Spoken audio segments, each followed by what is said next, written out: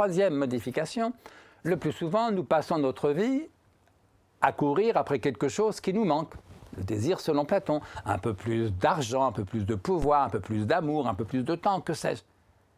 Et là, tout d'un coup, je ne manquais absolument de rien. Ça ne m'était jamais arrivé. Suspension du manque, c'est ce que j'appelle la plénitude.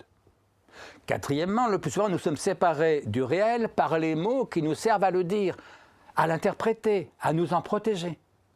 Et là, tout d'un coup, il n'y avait plus de mots. Il n'y avait plus que le réel. Suspension du discours, c'est ce que j'appelle le silence. Cinquièmement, si je compte bien, le plus souvent, nous sommes séparés du réel par les jugements que nous portons sur le réel.